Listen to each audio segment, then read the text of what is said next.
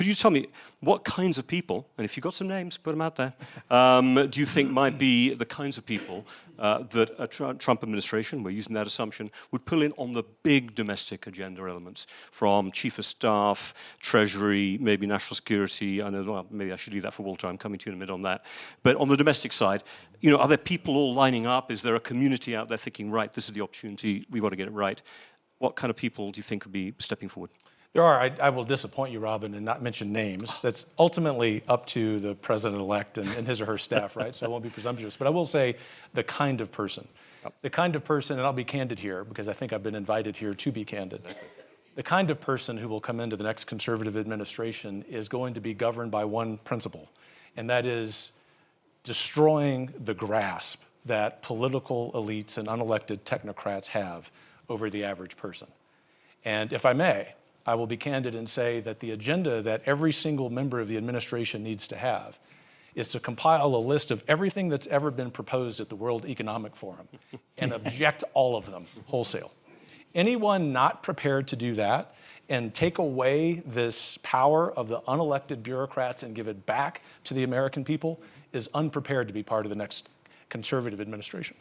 What did the president, what do you think, President Trump, he's the president from being the former president, but if there were a new President Trump, what does he mean by retribution? What is the issue, calling out very specifically a former Attorney General and former Chairman of the Joint Chiefs of Staff and so on? I mean, it sounds very personal. And you said yourself a minute ago, anyone who's kind of not with the program is not going to be in an administration. You know, one thing that Davos, you might say, and the people come here stand up for, is liberal democracy.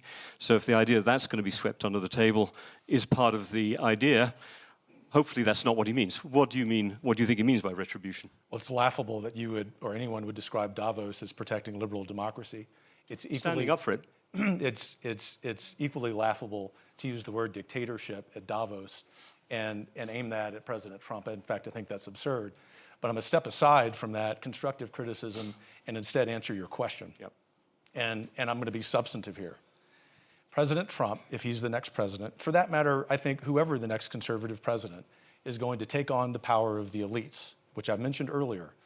But the thing that I want to drive home here, the very reason that I'm here at Davos, is to explain to many people in this room and who are watching, with all due respect, nothing personal, but that you're part of the problem. Political elites tell the average people on 3 or 4 or 5 issues that the reality is X, when in fact reality is Y. Take immigration. Elites tell us that open borders and even illegal immigration are okay. The average person tells us in the United States that both rob them of the American way of life. They're right. President Trump will take that on behalf of the average American. Elites also tell us that public safety isn't a problem in big American cities. Just travel to New York or Washington or Dallas, Texas. The average person will tell you that the lack of public safety damages not just the American way of life, but their life. President Trump will take that on. Thirdly, I guess the favorite at the World Economic Forum is climate change. Elites tell us that we have this existential crisis with so-called climate change, so much so that climate alarmism is probably the greatest cause for mental health crisis in the world. The solutions, the average person know, based on climate change are far worse and more harmful and cost more human lives, especially in Europe during the time that you need heating, than do the problem and the problems themselves. Fourth, 2 more here, Robin. Okay. The fourth, China.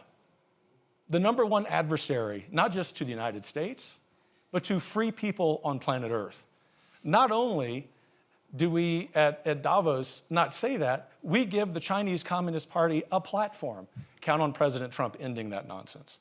And fifth, as we sit here, another supranational organization, the World Health Organization, is discussing foisting gender ideology upon the global South. These are practices that are under review, if not being rejected, by countries in Northern Europe. The new president, especially if it's President Trump, will, as you like to say, trust the science. He will understand the basic biological reality of manhood and womanhood. And do you know why? Not because of retribution, not because he's a dictator, but because he has the power of the American people behind him. And it's connected to Senator Portman's excellent point that in addition to needing a vigorous executive, we look forward to having the popular will inform both the House and Senate in 2025 to pass laws on all of those issues and many others. Ultimately, Robin, I think President Trump, if in fact he wins a second term, is going to be inspired by the wise words of Javier Milei, who said that he was in power not to guide sheep, but to awaken lions. That's what the average American and the average free person on planet Earth wants out of leaders. What do you take on the foreign policy agenda on Ukraine? What's your view of this? And China, which you mentioned it in your list, but if you have it in the list, and let me just say one thing that WEF stands up for very strongly is Ukraine and its right to exist and defend itself. So if that's something you think also needs to be swept away, let us know, yeah?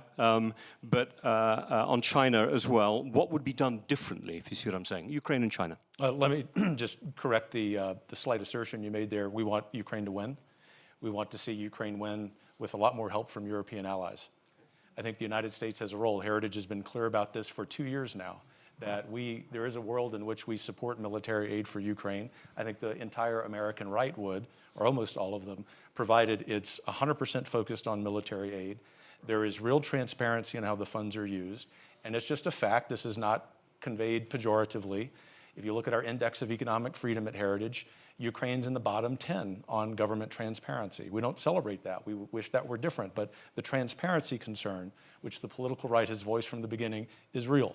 Thirdly, it actually needs to have a strategic endgame, and the President of the United States, Joe Biden, has done a god-awful job in articulating what that is, particularly from the standpoint of what's in the best interest of Americans. Those two issues are very much linked, but not in the way the conversation goes here at the World Economic Forum.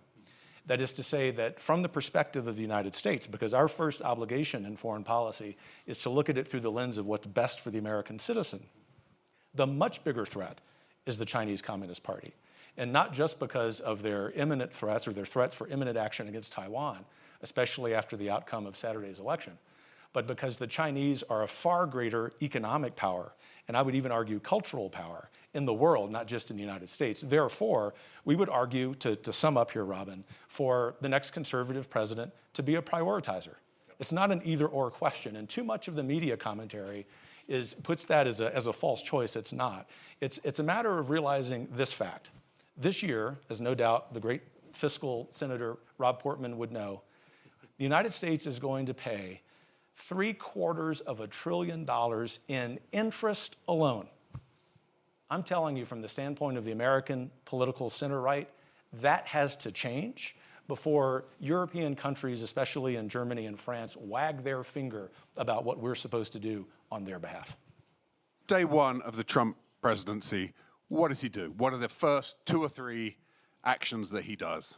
Thanks for the question. As soon as what I hope is a very brief inaugural address concludes, and brief not because what would be in it would be unwise, quite the opposite, but because our country's on fire, there needs to be pushing through Schedule F civil service reform so that the president can fire a good number of the unelected bureaucrats in the administrative state. The administrative state's the greatest threat to democracy in the United States, and we need to end it. The second thing is he needs to really confront all of the policies surrounding so-called climate change. We've had a great discussion here by Walter and Allison, who are excellent on that point, about focusing on fiscal policies that have nothing to do with wrong-headed and really harmful subsidies of wind and solar. We love wind and solar energy at Heritage. We just want them to stand on their own in the free market. And because that affects human prosperity, more than 1 billion people in the world have been lifted out of poverty in the last 35 years because of fossil fuels. The president is going to take that on. And the third thing that he's going to do, I think, and this would be a bit of a departure from his last administration when he spent too much money, is really be focused on fiscal restraint, because we simply can't afford it. It's something that transcends the political left and the political right. And I can certainly tell you from the standpoint of Heritage, and all of us at Project 2025 will be zealously supportive of all 3 of those actions.